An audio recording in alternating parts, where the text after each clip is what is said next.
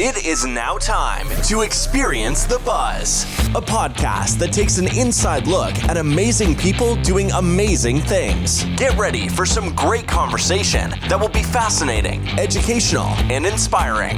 We will also leave room to help small businesses in a big way. Now, here's your host, entrepreneur Steve Buzzard. Hello, everyone, and welcome in. It is another edition of Experience the Buzz. I'm your host, Steve Buzzard. So glad you could join us. We're very excited as today we bring you episode number 119, moving into the beautiful month of April. That's right. Coming off a Masters weekend, and we're talking golf today. That's right. I'm very excited. We've had a few guests that have talked golf. We just had Stevie Maida, the 11-year-old. Kevin and David Sutherland have been on the show. Bobby Shapiro has been on the show. And today we're going to try something new. I am really pumped. Today we're going to have Asa Jennings on, and he is the General Manager of ANCIL HOFFMAN Golf Course. Yeah, it's my home course. It's right around the corner, a couple miles away. Love going there. But Asa today is going to be talking about the golf course itself. We're going to hit all the aspects. We're going to hit the history. We're going to hit the layout. We're going to head out his favorite holes, things that they do at ANCIL that maybe are different from other courses in Sacramento. And what I'm trying to get at here is that we feel like this is going to open the door to something really cool, because I'm a golfer and I would love to be able to preview golf courses that are right here in Sacramento. We've got a lot of great ones. So more on Asa in just a minute. Now it's time for What's the Buzz? Well, we're very excited because, hey, it's that springtime. Everybody's got that springtime feel. And of course, this show, we highlight and spotlight entrepreneurs, small businesses, and personalities of Sacramento. Sometimes we'll go outside of the, borders of Sacramento, but most part, 9 times out of 10, we're talking to people that are right here in the capital city. And with that, when we spotlight, we love to have sponsors. We got 3 big ones right now. We talk about them every week. Our 5-Stitch and Print, along with Pit Boss JERKY, and of course Little Whale Swim School. And just wanted to let you know, if you would like to be on the show, that's right, and spotlight, and I'm telling you, the subscribership's going up. It's a good time to get in. All you have to do is go to buzzardball.com, go to the sponsorship page. It's got it all laid out for you, and of course we are customizable, so I'll help you with anything in terms of what you want to be able to spotlight in terms of your business. So you can give me a call, 916-947-7464, or hit me up with an email at scbuzzard@gmail.com if you have any questions. Okay, it's time to get to our conversation. It is with Asa Jennings, again, General Manager of ANCIL HOFFMAN Golf Course. This is going to be the first of, I think, many of these type of shows that we're going to do. So if you're a golfer, you are in for a real treat, and let's go ahead and get to the conversation.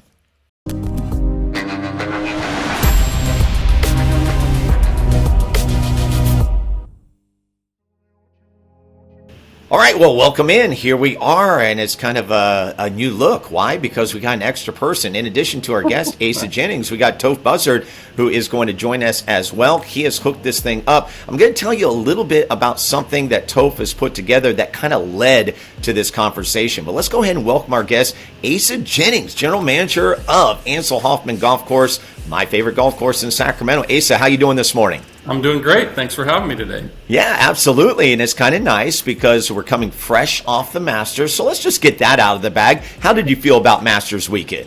I thought it was a great tournament. Phil was obviously a huge surprise, kind of coming out of nowhere to take second. And I was also surprised that Koepka didn't hang on. I just felt like he had a lot to prove, and that he's a major guy, and so I thought for sure he was going to hang on there, but I just think he may have run out of gas there on the last round.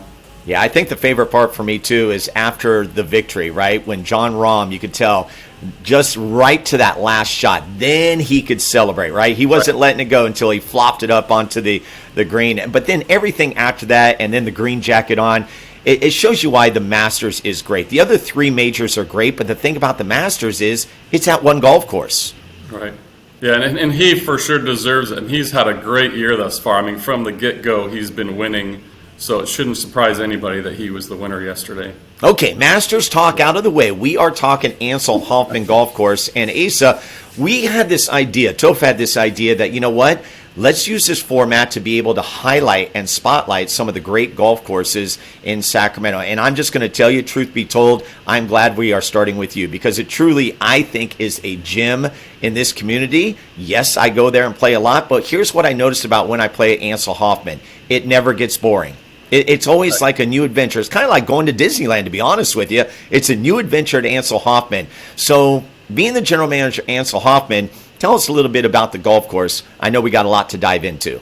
Yeah, I mean, it's a great golf course. People love it in this area. I'd say it's the number one public course in Sacramento, and for a reason. It's a very challenging golf course. The trees just, they don't give you anything out there. And if you leave the golf course without a yellow mark on your ball, you're a very fortunate person. But I mean, over the years, the course has really grown up as the trees have matured. So it's only gotten tougher, from 1965 until now. The course has lengthened for the tournaments. We've added extra tees for that, but they've also added a lot of forward tees. So it really covers the gamut for all abilities, anywhere from, I think, 4,900 yards up to 7,000. So you can experience a lot of different distances by, depending on what tees you want to choose. But it doesn't really matter. The trees don't care how far you're playing, and they come into play on every single hole out there. Absolutely. I think it all starts when you drive into the park. Now, remember, ANCIL HOFFMAN is part of a park, so there's a lot of activity that's going on around you.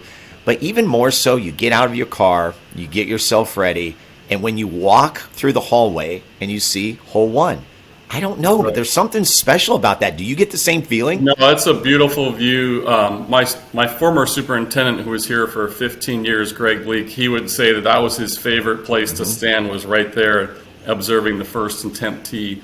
And the natural beauty of the park is really what sets ANCIL apart. It's quiet, it's filled with wildlife, there's no planes or freeways nearby, which is the problem with a lot of golf courses. They're built in areas that aren't protected like that. So we're really fortunate that we have that environment around us, and it just makes for a beautiful setting to play golf for sure. All right, now I've kicked off the conversation, but I know my son, he has been itching to ask some questions about our favorite place to play. Go ahead, Toph. Yeah, you mentioned 1965. Is that the date that the course was originated? Because we definitely want to dive into some course history. If you can kind of talk about, course history from date of origin until today and what's happened since it was created. Correct. So the land was originally owned by the Detterding family, who owns a lot of property in this area, and they sold it to the county of Sacramento with the intention of building a park and a golf course. So in 1965, the course opened. The course architect was William Bell, who is famous for, he's also the architect for Torrey Pines, Northridge locally, and Sandpiper in Santa Barbara. So for some California courses, those are all stellar golf courses, and they all kind of share the characteristics that he's famous for. He and his father both were great architects that did some tremendous work. But as far as ANCIL HOFFMAN, once it opened, they needed to come up with a name for it. There was a county board of supervisor named ANCIL HOFFMAN who was selected. And his history prior to being a politician, so to speak, was a boxing promoter. And he was the promoter for Max Baer, who was the heavyweight champion in 1934. So that's why our restaurant is named the Main Event Bar and Grill. There you go. Because of his background in boxing. And obviously the golf course and park are named after ANCIL HOFFMAN, who's well known at this point. And he passed away, I believe, in 1976. But obviously, his name lives on in a very good fashion here. All right, so see, that solves a mystery. It pulls back the curtain, because I always wonder, why do they call it the main event? That is a box. Wait, aren't we at a golf course? And now the mystery has been solved. Correct. A little unusual, but there is a reason for it. I love it. But it goes right in with everything that you guys do there at ANCIL HOFFMAN. So, when you get there and we talk about the iconic one, right? When you start out and everything, it's like the layout of the course, to me, it's just so unique. Now, every golf course is going to have its uniqueness and stuff, but truly it's one of those courses, and I don't know if it's because I played it so much and the familiarity, but really, truly, you can remember like every hole. There's something neat about every hole. I'm just curious. Let's take it through the layout, if you don't mind. Well, I think number one is a great starting hole. It's fairly simple. Aside from pin locations, it can be an easy par to get you started. But number two, I'll tell you, especially the further you go back, the narrower it seems. but if you get lucky and get a good tee shot, your second shot, it's a funnel down to the green. So if you can get a birdie or a par, you're in great shape, but it's very easy to get in those trees, and they're not forgiving, and you kind of have to take your medicine, punch out, and move on, because you're definitely going to lose a stroke if you're in the trees. And then you hit number 3, and what's cool about 3 is that it's identical to another hole that's on the back 9, which to me, it's like how you do that. That's pretty cool. Yeah, they kind of mirror one another. But yeah, you got to hit a fade on that hole, and there's a lot of trees on that right side that will penalize you if you go too far right.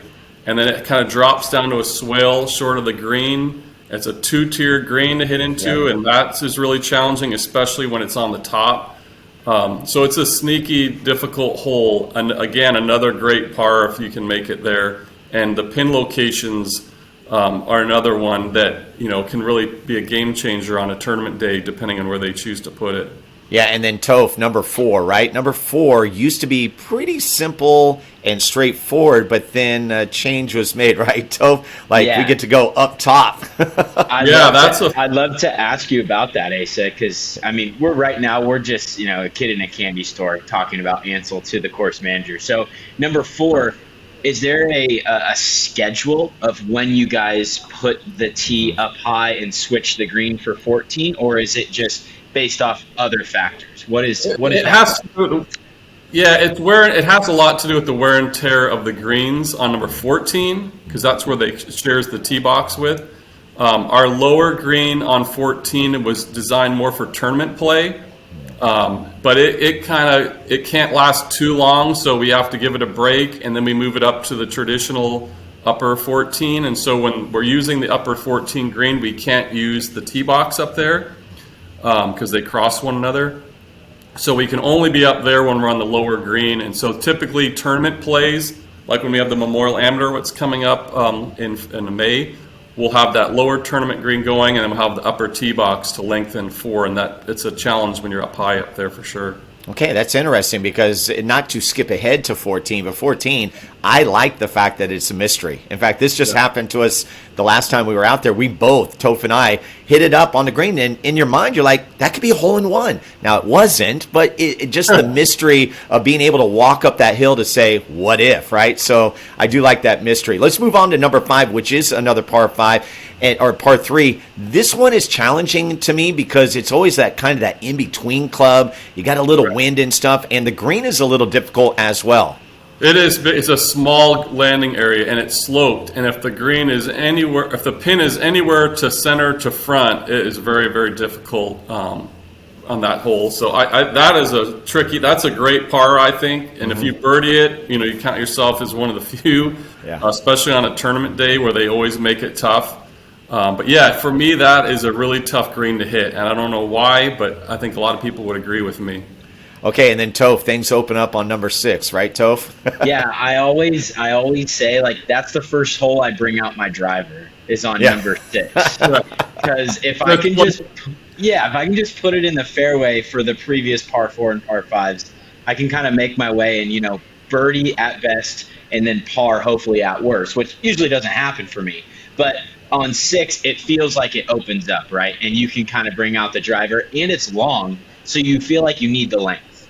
Correct. So it definitely, I totally agree with you 100% on the tee shot. You feel like, okay, finally I've got some space here after the first 5 holes. But what's difficult is the approach shot, because that is a very narrow landing approach with covered by the bunker. And if they do put the pin behind the bunker, good luck. So that is one of our I think they just reallocated the handicaps on the golf course, and that one is moved up to one of the more difficult holes because they're missing that green and they're making bogey there a lot. Okay, well, that's not fair, because up next to me is the hole that defines the golf course, and it is the par 5, number 7. There's one time where I just had fun and I played it from the tips. Oh my goodness. I mean, that hole to me just is set apart from anything else.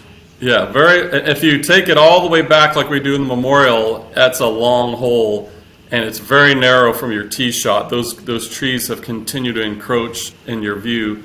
And the second shot, now the tree has come way out and that's in your way. So you have to take it down the right side of the fairway all the way, really, to get yourself a clear shot. And with the crazy thing is, with as long as that hole is, if you can imagine, when Cameron Champ was playing in the Memorial Amateur several years back, he was going driver 7-iron from the back tees. Oh my gosh. So that kind of tells you how far that kid hits it. And that just makes me want to quit playing when I'm out there and I think about that. I'm like, I got to hit 2 really good shots to get to the 7-iron in. But, yeah, he's a beast when it comes to his driver for sure. Yeah, now, so that's number 7. Yeah, go ahead, Toph. Number 7, I got to jump in, Dad, because of what happened when we were playing this last week. For the first time, I made it on the green in 2. Now, I'm not Cameron Champ, and I wasn't playing from the tips. I was playing the combo whites. But I have no shame in that, right? I have no shame in that. I hit a 320-yard drive thanks to the cart path, and then I hit a 7-iron onto the green. So I'm like, oh, I did driver 7-iron from about 150 yards up probably. So it was great. So I birdied the hole. That's the first time I think I've ever birdied 7. So that goes to speak about number 1. You feel like if you get a good score on that hole, your whole round can change. Yeah, because it can go either way. Yeah. Absolutely. Yeah, I totally agree. Yeah, so number 7, you take a breath, whatever happens there, and then you jump over to 8. And 8 is interesting because, like 6, it has length, but then that tree, the big tree that's in the way, like really, I feel like over the years that thing has grown because now it's a problem. You got to get around it. That used to be, for me, an easy hole. It was just a really straightforward hole.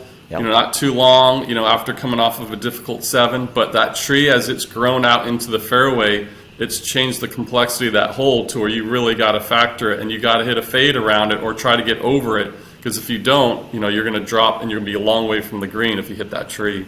Okay, and then a good finisher with 9, just a nice par 3, if you keep it simple, should get out of there with at least, birdie, par, bogey, somewhere in that vicinity. So that's first 9, revisiting the fact that we are with Asa Jennings. He is the General Manager of ANCIL HOFFMAN Golf Course. Also have Toph Buzzard on board as he's starting up a little local tour called Buzz Golf. We're going to be talking about that toward the end of our conversation here. So, Ace, are you okay continuing on? That's the front 9. This is fun for me to be able to talk about it with you, someone that knows it well. And I'm sure vice versa, it's got to be nice for you to say, wow, this guy knows the course, right? It's like that people are coming to your course and not just remembering 3 or 4 holes.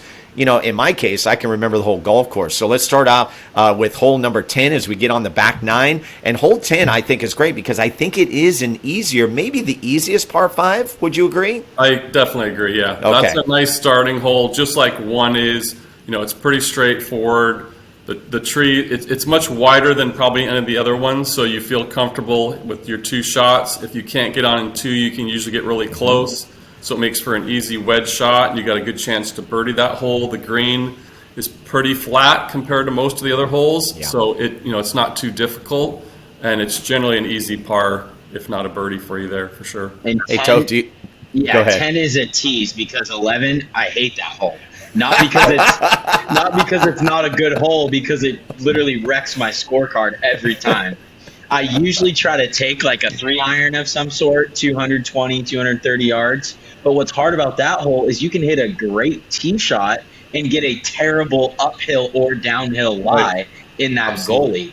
I've hit beautiful tee shots off that tee, and then I've yanked something because it's on such a tough lie. And I just think that hole has so much character with the long bunker, green side to the left. It's really, really difficult.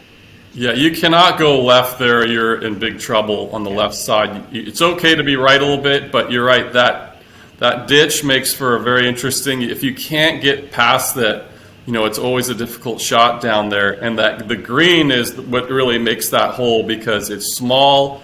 It's kind of a weird downhill angle. There's no easy pin placements. And I may have to ask your listeners to mute their speakers right now when I tell you that when I just played the other day, I 4-putted that green for the 2nd time in a row because the pin on the front right is you just can't stop the ball, and that's not something you expect. Everybody's got to play the same pin, But if you find yourself above the hole, good luck. Did you text your course maintenance people and say, who the heck did that? Did you ask who put the pin there? Yeah, that's true.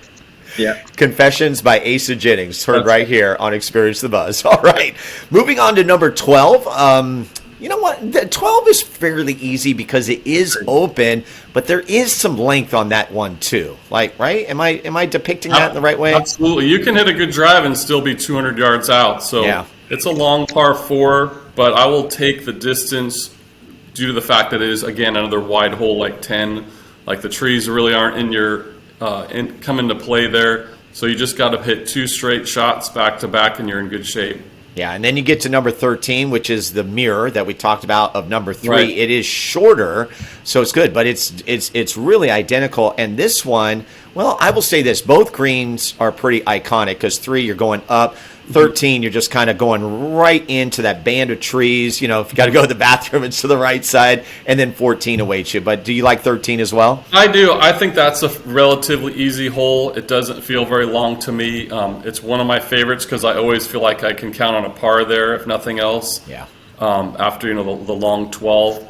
But yeah, you can definitely get on a run on the back 9. If you can get through, you can do well on 10. If you can get through 11, 12, 13 are fairly easy. 14 isn't too difficult. You know, we'll move on again to the next holes, but that's the stretch of the golf course where I think you can pick up some lost strokes for sure.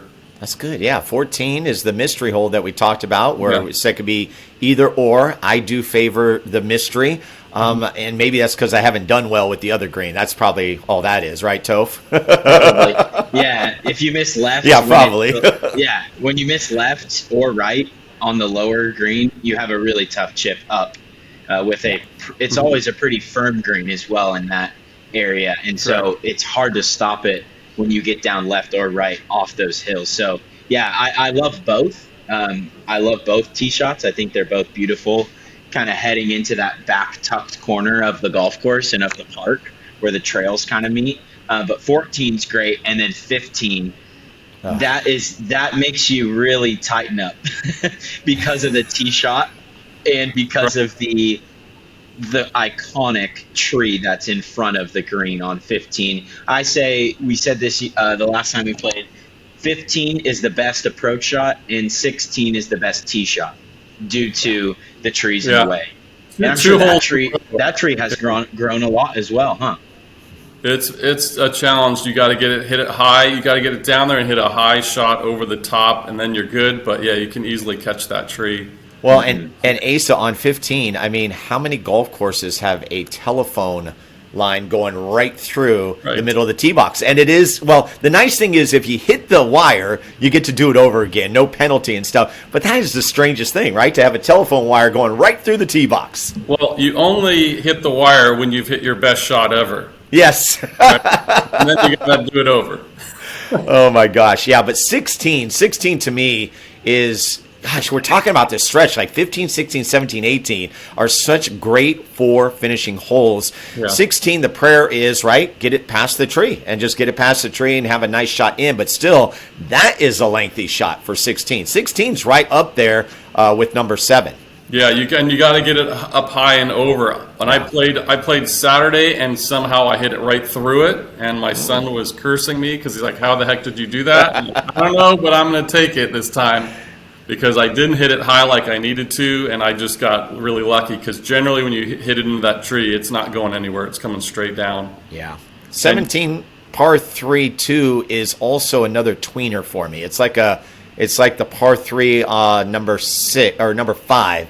It's that same one. It's it's going to be a 7 or 8 iron or whatever, but it can play fits. But usually you should walk out there with a good par. Correct. Yeah, I don't think that's too difficult. Again, another way to pad your score coming in, and then you finish on a par 5, which you have a chance for birdie there too as well. Okay, and that's what I like is because when you get to 18, if you played it enough, you know that you can help your score on that particular hole. And what is it about golf, right? It's how you finish. So even if you had a bad day and you're able to either birdie or par 18, you can walk off the course and say, okay, I'm coming back another day to play some golf. So it's a great finishing hole. Well, yeah, and what was just happened recently with all these storms, that we had a very old, large tree on the right-hand side. It was like a black walnut. It finally just fell. So that hole was that tree was a nemesis to a lot of golfers, and now it's gone. So it freed up a lot of space on that right-hand side. And that tree was it could have been 100 years old for all I know. It'd been around a long, long time. Great stuff. Well, Toph, that was fun going through ANCIL HOFFMAN with Asa Jennings, right? Like I said, kid in a candy shop. I wanted to ask you, Asa, so I've always said, if you can get through the front nine relatively unscathed, you do feel like there's opportunities to really gain some strokes on the back nine. And it's cool to hear it from you. You agree, right? Yeah, I totally agree. I think the front nine is more difficult, and so if I can get through the front nine, then I know that the back nine should go better. And it generally plays faster too, and that's all the difficulty. It gets slow in those first 5 holes, and then it picks up, and then the back nine is usually 10 to 20 minutes faster than the front, we find. And would you, all right, well, go ahead, I would Toph. say too that there's challenging holes on the back nine that sort of keep you on your toes to lock you in. It's not like a coast where you could fall asleep and miss some shots there. It's you have some easy holes mixed in, but then you've got the tough ones that kind of keep you on your toes, and it's almost like a good challenge. I know, I totally agree. Absolutely. All right, so that is going to do it for segment 1. How fun was that? And here's the deal. If you play ANCIL HOFFMAN, I know you enjoy this because you're going through the golf course just like we were able to do there in this first segment. And if you haven't played ANCIL HOFFMAN, I encourage you to get out there. It's great, too, when you get out to the course and, you play with different people. And I think the last time I was out there playing 9, it was great. There was a guy who had never played it before, and he lived right by the golf course. So I'm like, oh, my gosh, dude, after today, you'll be here a lot more than you anticipate. So it's just good to see, and that's what golf is all about, is being able to share kind of those stories with different people and obviously different levels of golf. And so we're going to take a break and hear from our sponsors, and when we come back, more about ANCIL HOFFMAN Golf Course. We've talked a little about the history and the layout, but more to come with Asa Jennings right after this on Experience the Buzz.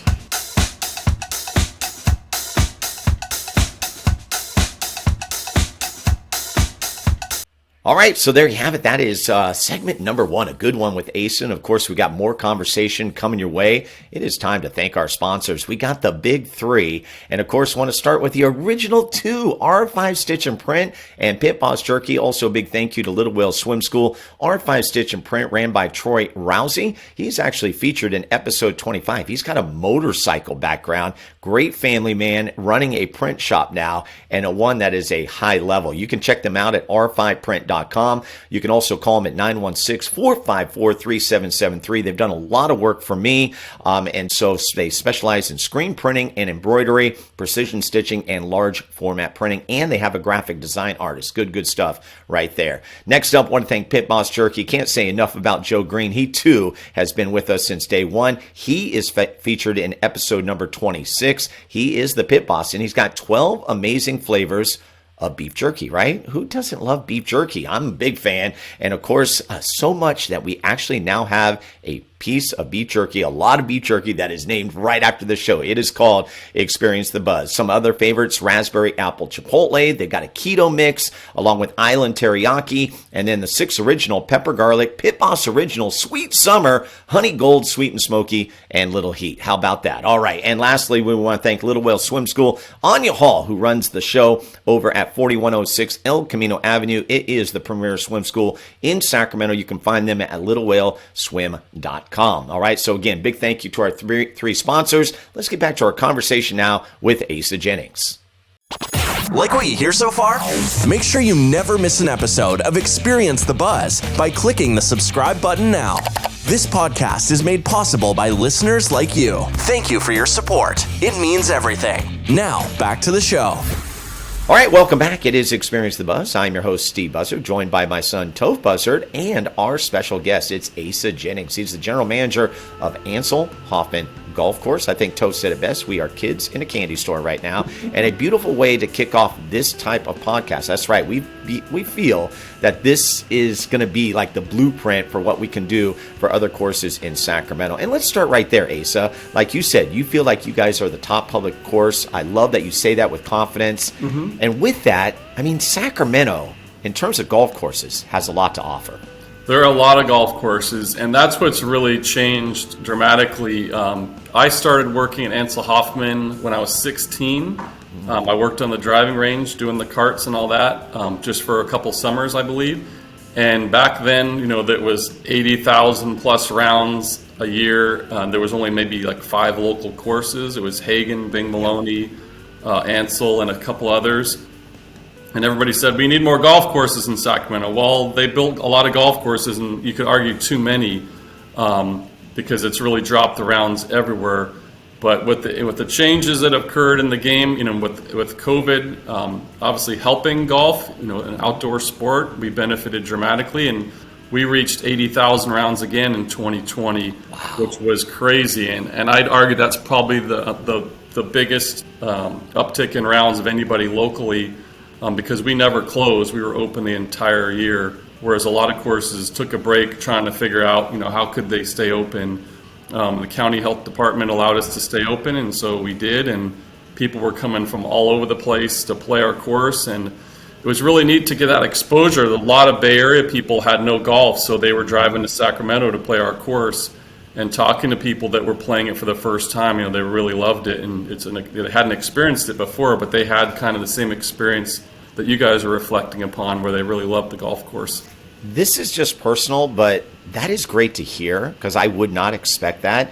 Because for me, I feel like anytime I come to the course, I never feel like it's super busy. But I mean that in a way that it just feels comfortable to come. You can get on. It's pretty easy. Obviously, with online, being able to get tee times and everything.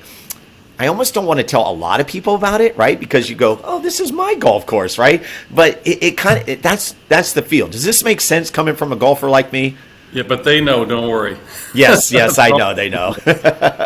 Which is a great thing. That is a great Absolutely. thing. But there are other courses, though, that locally that I go to that I feel, I don't know, I feel like anxiety, and I don't usually get anxiety or feel rushed or anything. I never feel that at ANCIL HOFFMAN. And again, I think it's all these attributes that we've talked about. Coming into the park, that walk up to number 1, you've got the practice green to your right, you've got the driving range to your left. Everything just feels, flows and is very comfortable. Toph, would you agree with that? Oh, absolutely. I totally know what you're saying. I think it's the layout that really plays into that because, like Asa said, the proof's in the pudding. 80,000 rounds in 2020, right? I mean, that's amazing that you guys got to that number.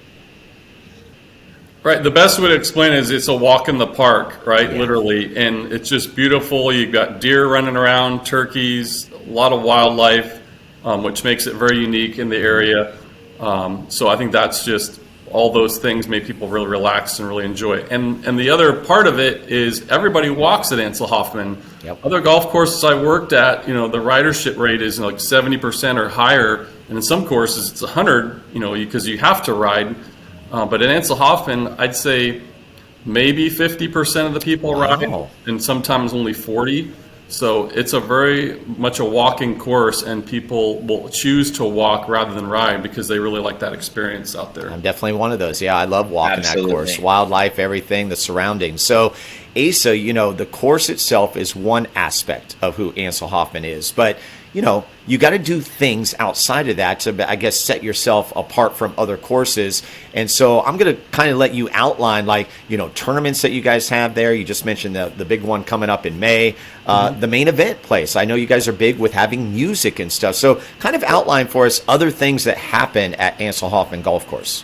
Correct. So we've got a concert series out here that we do it on our patio. In the wintertime, we move it indoors, but it's gotten really successful. The last 4 years, it's continued to grow.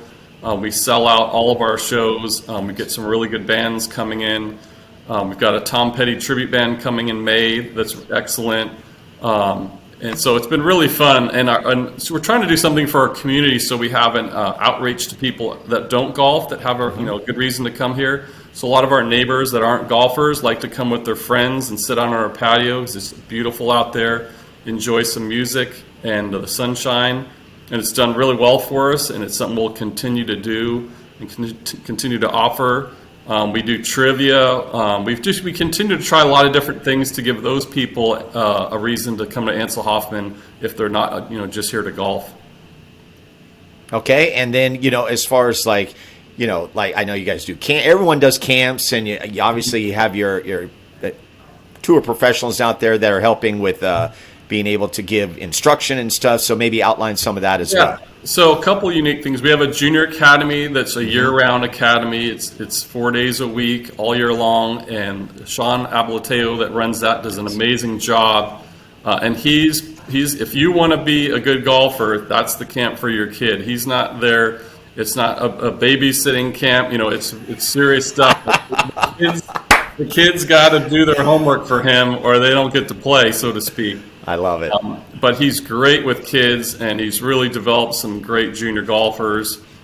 His son is going to play in the Memorial Amateur for the first time this year. He's a freshman at Rio, so we're really excited to see him because he's won all kinds of junior tournaments all over the United States. So that's going to be fun to watch him grow up here. We also have a performance center for fitness that's really unique to a golf course. Charles Burton has grown that program and really done a great job. It basically can help people rehab from injuries to get them back on the golf course, to help them increase their flexibility. He's dealt with all kinds of people and built programs for them to improve their health, and done a fantastic job with it. Okay, and Asa, that's that building right there by the driving range, right? Correct. Yeah, okay. It evolved over many years. It was a lot of different things, but nothing ever really stuck. And when they proposed that idea, it's been a great use of space there for sure. That's cool. And rain or shine, you can go to your appointment. You don't have to wait on the weather for that one. Beautiful. Toph, I know you have some other questions you want to tee up. Yeah, I think I just want to give you the floor to say why ANCIL Hoffman, sets itself apart. I know you've already mentioned a lot of these things, but just from your mouth, what makes ANCIL special from the other courses in Sacramento? Well, I just think, as we mentioned earlier, it's a beautiful facility. It's a great walk. And that's the thing. Not every course is walkable, and golf was meant to be walked. And so it's really nice that we have the facility that encourages people to do that and to get exercise when they're golfing, not just to have drinks and sit around in the golf cart all day, but to really get out there and walk the golf course, see the natural surroundings around you. And again, it's quiet, which is really nice because most golf courses in Sacramento have got a lot of issues around them in creating noise, which is a distraction, obviously. But I just think that that is definitely sets us apart more than anything. And we're right there on the American River. Our park has become busier than ever since COVID because, again, people are looking for things to do outside, and it's a really cool thing to come into work specifically on the weekends and see how many people are enjoying ANCIL Hoffman Park and the golf course simultaneously. Okay, so someone's watching this for the first time, and they're like, oh, I'm in. I'm going to go play ANCIL. I'm ready to go. And their big question is going to be, what is the price, right? And so I want you to share with that. And before you share that, I'm going to say this. Folks, you are going to be surprised because the price is right. In fact, it's more than right.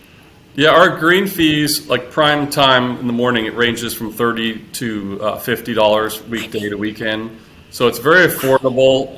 A lot of courses in the area have increased their prices in the last several years, and we've very minor increases here. Nice. We know we could have gone higher, but that's kind of not what we're about. We're more trying to just serve our community and give them an affordable place to enjoy a round of golf. See, and I think that's what sets you apart right there. That part right there is understanding that you're really trying to serve the community and doing it very well. So, wow. So we have to ask this before we go into kind of your story of like, how'd you become a general manager of a golf course? And that is your favorite holes. I know we kind of given the layout, but if you were to rank them, where would they rank for you? You can give us top 3, 4, whatever you want. Of my favorite holes? Yeah. I like 4. Okay. When I was a kid, number 4 had 2 huge willow trees on the left side that made that a really difficult hole to cut the corner. And over time, we lost those trees, and they've replanted, I believe, some pines on the left side, which have grown quickly, but they're not as wide and don't take up so much space as those willows did. But I still really enjoy the hole, and now having the opportunity to hit it from up on top and to see it from a different vantage point, I really enjoy that. And that water on the side, on the right-hand side, you can't... Yeah, leave it alone. Leave it alone. It's a magnet. Yes, exactly. So I definitely like that hole. I do like 13, again, I think for me, because, it's another driver wedge, and those days are becoming far and few between for me as I get older, unfortunately. So I would say that. And in 16, it's a bear, but you feel really good when you make a par on that hole, because there's a lot of things that can go wrong. Absolutely. Okay, that's a good top 3. Well, Toph, while you're here, what are your favorites? Yeah, let's see. I love number 7 due to the challenge of it. It's a love-hate relationship. And then I just love the stretch of 14, 15, 16. For whatever reason, I feel like my round is kind of made or broken during that stretch. I feel like I can usually keep it somewhat together in the first 13 holes, and if you can get through those 3 holes, even par or even 1 over for my playing level, I feel really, really good about it. So I love the stretch of 14, 15, 16. I think if I had to pick, one favorite hole on ANCIL, it would probably be 15 due to the tee shot difficulty. When you hit a good tee shot on that hole, you feel like a really good golfer. And then if you can get it on the green in 2 with the bunker that is just massive, protecting the green along with that tree, it just feels like, okay, I've really done something good here. If you have a terrible round, but you do good on 15, it feels like you were successful that day. I love that, Toph. And I would echo that, but my change is going to be, my favorite is number 1. Number 1, just to me, just again, and I think it just goes with the whole experience of walking in, starting off, you get a nice tee shot, and you can easily get a birdie or par there, and it just kind of sets the tone for the day. Now, things could go awry, right? They could go left or right after that, but just loving number 1. And then, yes, I agree. That final stretch, when you come into number 15, you know that you're going to have to bear down on 15, 16, 17, and 18. So that's a good take right there. Asa, anything else that we missed about ANCIL Hoffman that we want to get in there before we talk about your story? I don't know. I think you've covered a lot of everything. One thing we've done, we've tried to find some different things to do with COVID and bringing a lot of new players out here. We brought fin cycles out here, so we've got the kind of like little mini motor scooters that are single riders for people to enjoy the golf course, and rather than share a cart with somebody. And so we found actually our older clientele have really enjoyed getting on those and and buzzing around the golf course. So I would not expect that. Yeah, no, absolutely. Okay, and I guess that leads into, the question of looking forward, like things you guys are thinking about as kind of big picture ideas for ANCIL, maybe with the golf course. We've talked about the par 3 changing and stuff. That's been a couple years, but are there any thoughts of looking into the future of things that might come down the pike? Yeah, so we have a designer that's doing a master plan for ANCIL Hoffman and Mather Golf Course, our sister course as well. And he'll be putting together some potentially new tee placements, bunker renovation, and then when that's done, we would get to an irrigation redesign, which is greatly needed because we have ours is the original irrigation system from 1965. So if we can upgrade that to a new modern system, the course will be completely dialed in all the time. Wow, I like that. Now, Toph, are you wondering what I'm wondering? How do you become a general manager of a golf course? Yes. And I don't know, Toph, did you catch that part where Asa said, I was working at ANCIL when I was 16, so that kind of got my wheels turning. What are you thinking, Toph? Yeah, that's exactly what I was thinking. Is I heard you say you were running carts on the range at 16 years old, and now here you are. Can you take us through kind of your history and how you got into golf specifically, and then more specific, ANCIL Hoffman? Yeah. So there was no master plan here. I hate to tell you, but so I got into golf because of Jack Nicklaus. Just like Tiger led a resurgence in golf, when I was a kid, Jack Nicklaus was the king. And, I wanted to emulate him. I read his book, Golf My Way, which was more like a cartoon book, I think, than anything. But I would just try to copy everything he was saying to do. I think I started when I was about 12. I was living in Southern California at the time and got to play in a lot of tournaments down there and a lot of great golf courses. And I didn't know it at the time, but I played Industry Hills in a tournament, and that is also a William Bell designed golf course. And that was like a Disneyland of a property there. That was really cool if you ever get a chance to go there. But so I worked for a few years at ANCIL HOFFMAN as a summer job, went away to college in Santa Barbara, and several years later, I got a call from the head pro from ANCIL HOFFMAN when I'd worked there, and he at this point was now running ANCIL HOFFMAN. His name was Steve Price, and he invited me to come help him set up Mather Golf Course when the county purchased that from the Air Force back in like 1994. So we opened that golf course. It was just supposed to be a short-term summer thing, but I really enjoyed working there. And 1 year turned into 2 and so forth. And then several years later, I got an opportunity to come over here to ANCIL HOFFMAN, and that was in 2019. So I've been here for almost 4 years now, after spending a long time as a general manager over at Mather. And I've enjoyed both properties. They're very different, different clienteles, totally different layouts. Both are a great joy to work at, but ANCIL HOFFMAN has really been fun, especially after starting here. So talk about those early years then, going into Mather and holding that type of position. What were the things that appealed to you that said, yeah, this is what I want to do? Yeah, it's just getting back to golf after taking kind of a break from it, realizing how much you enjoy. I think a lot of people will say that stop playing and then come back again. It was definitely a challenge at first because, it was a military-owned course. It was very exclusive. Most people had never gotten to play that. So the Air Force clientele that we had, we're not necessarily happy that they lost that course. It was theirs, and I understand that. But there was all these public golfers who were dying to play Mather who would never have the ability to get on because of being an Air Force golf course. So we were busy right off the bat. I think we were doing over 80,000 rounds in the mid-90s. Wow. Just because we were brand new like that. And so it was jumping into the fire. You had to be on your toes because it was just so busy constantly when we started out there. Well, it's crazy, too, because I found out that Asa actually knows my dad. My dad is a retired military from the Air Force. Guess where we played all the time? Mather. That's right. So, and you said that's how you met him because he would hold a lot of tournaments out there with Knights of Columbus. Correct. Yep. Mel was a fixture there. That's great. That's great. And he'll love the fact that he got a shout out on the podcast. Oh, man. Okay, so Asa, you come to ANCIL. Obviously, you're an avid golfer. I'm looking at this because I'm feeling like this is maybe a similar journey. Like in my case, wanted to be a pro athlete. Well, that ended at a certain time. So the next best thing was to broadcast, right? To broadcast sports. Is it the same for you where you probably had pretty good golf career, I would imagine, and at some point you're like, okay, maybe we're going to turn a different direction? How'd that work for you?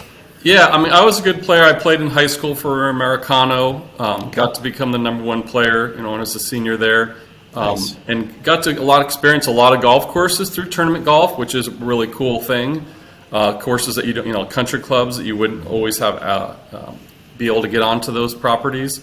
So that's our great thing about junior golf too for our kids today. They have access to so many properties that they otherwise wouldn't be able to. But I don't know. I knew that I wasn't as good as the top players. I've got friends that I grew up playing with that were able, to get onto the tour, and some of the guys that I played against. Steve McMichael is the golf coach at UC Berkeley now. Dave Carr I played against. He went to Jesuit, and he's now the head pro at Teal Bend, and he's competed in the U.S. Open on the PGA Tour and as a senior. So I played with the Sac State golf coach. Okay. Why is his name escaping me? David Sutherland? Sutherlands, yeah. Both Sutherland brothers went to Christian Brothers Yep. And played against me when I was a freshman. Oh, so okay. It's kind of neat to see, them go into the tour as well. So I knew I was close, but not quite good enough. But it's been a treat to run a golf course. and be able to make the decisions on everything that happens there and be creative in what we're doing. And that's kind of the funnest part for me, is bringing kind of a creative level to running a golf course and doing things a little different than everybody else does. Yeah, and I am wondering too, like what a typical day would look like a Monday. Well, actually for you, probably 7 days a week. What does it look like for a general manager when you do come to the office outside of doing podcasts with us? Right, you're giving me a break right now. Yeah, oh, good. Well, ANCIL Hoffman, I tell you, especially since 2020, has just been busy every day. There are no more slow days. We're open 365 days of the year. There's just no break. Only the winter storms create that for us. But if it wasn't for that, we'd be busy every single day. And so that is a challenge because, it wears you down at times.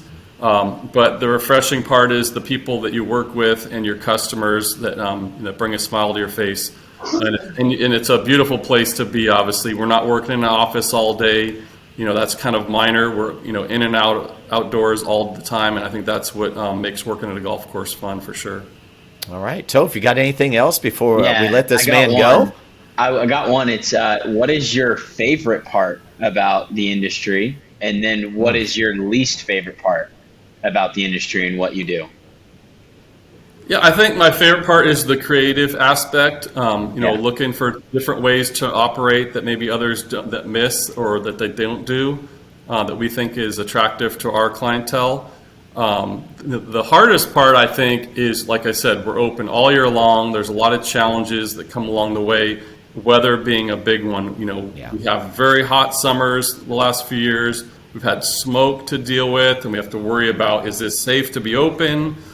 Watching the heat index, the smoke index, or the air quality index, I guess I call it.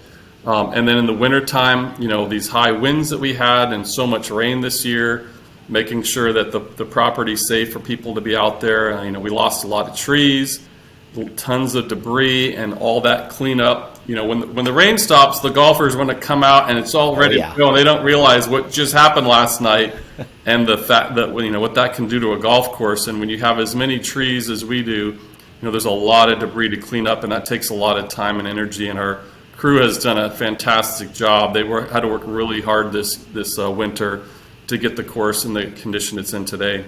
Yeah, and I'm just curious too, Asa, any like big names that you know of that have rolled through ANCIL Hoffman? I know there's a lot of great local golfers, but I'm curious about, golfers maybe outside of that realm that maybe have had a chance to come to ANCIL and play.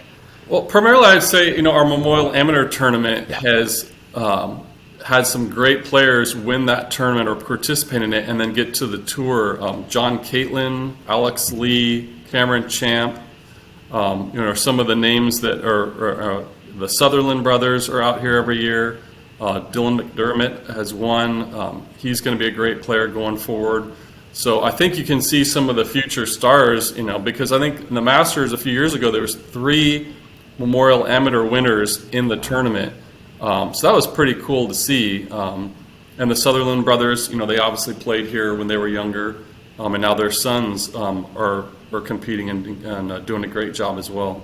Yeah, they're pretty good. So that memorial's coming up. When we talk about how people can find you guys, let us know, like websites, just give us all that 411 for anybody that would like to reach out to either you or just ANCIL Hoffman in general. Yeah, so we'll be posting some information about that on our website. The memorialamateur.com website is sort of the hub. John Rochelle heads up that tournament. There's a rumor that John Daly's son may be competing this year in the tournament. And if that's the case, I think that'll draw some interest from the media potentially. I didn't know this, but John Daly was born in Carmichael. So that could be one of the reasons that his son is interested in playing here. So that could be a really cool thing if he's out here. And the local kids see how they stand up against him, Yeah. Wow, you just dropped a bomb right there. I had no idea.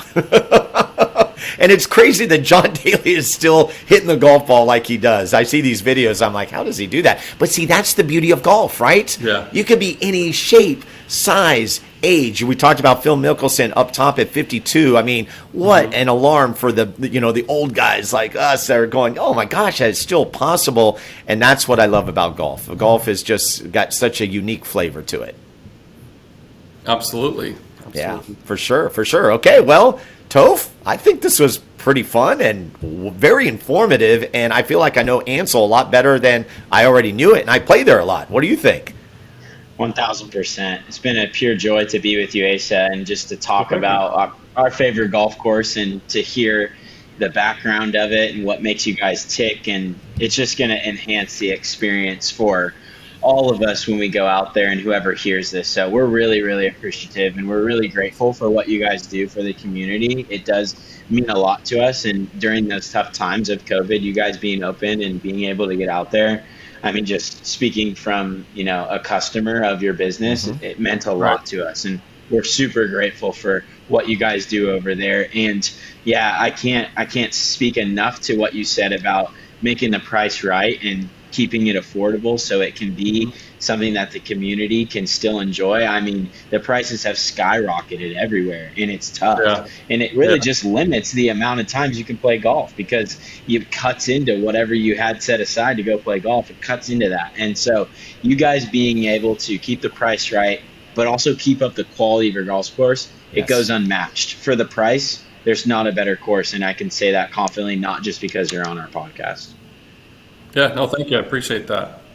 Yeah, very good. Well, Asa, thank you so much for the time. Again, I think this was, to do this kind of format, to be able to highlight golf courses, I am really glad that we kicked it off with you and ANCIL Hoffman. So thank you for taking the time and peeling back the curtain for us. Right. Thanks for having us very much. We'll be available to you anytime you want.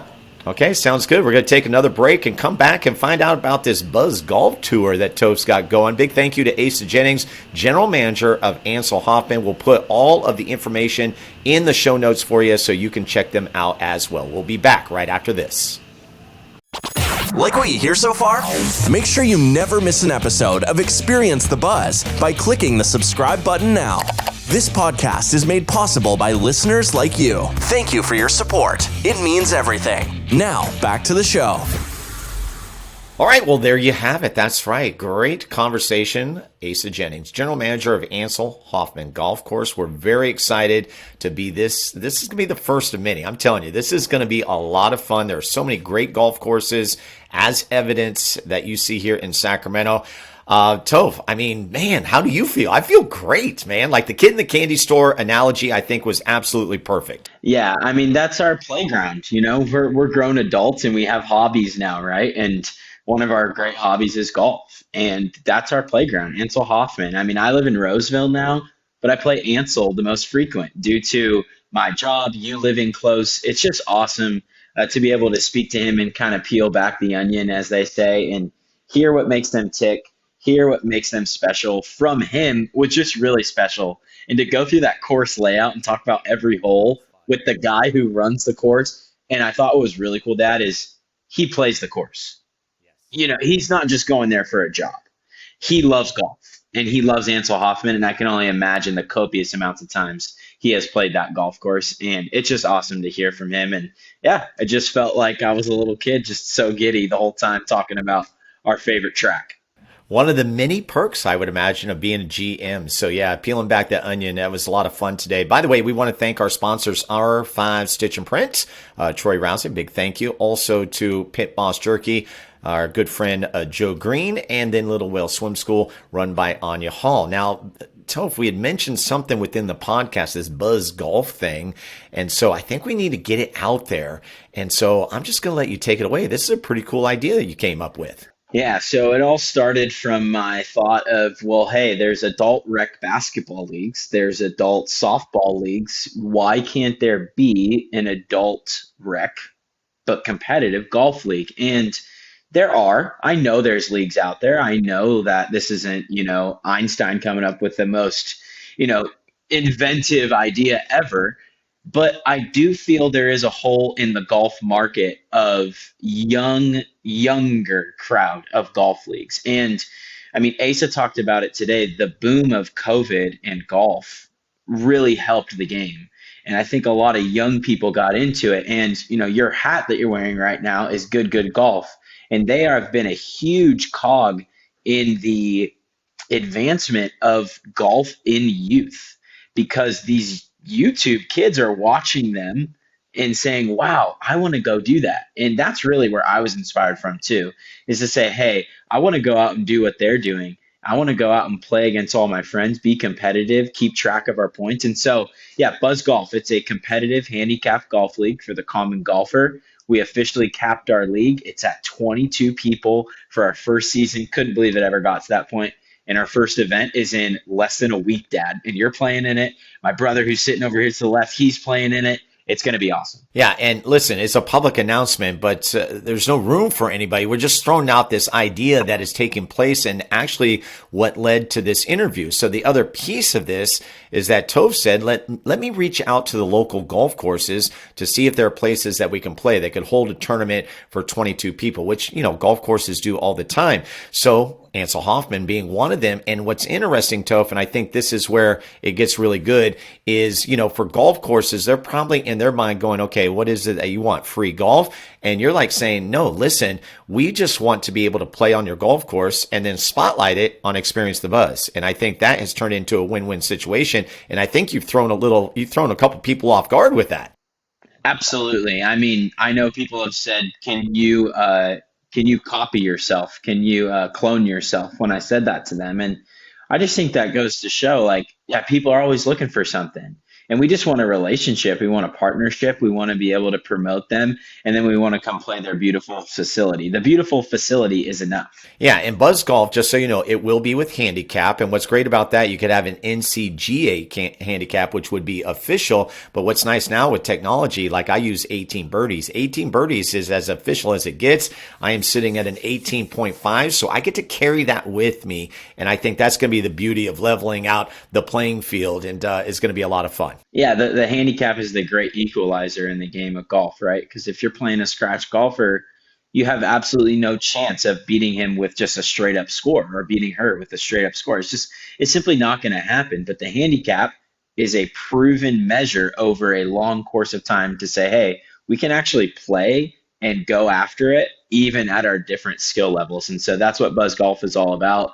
If you're a 30 handicap or a 5 handicap, you're going to duke it out and probably host that cup at the end of the year for the major, which, yeah, the major, Dad, I'm already thinking about it. It's in September, but we're going to do a 2-day major, which is just so fun, going to be so giddy. Yeah, absolutely love that. And I go back to what you said with the YouTube, like that got you going.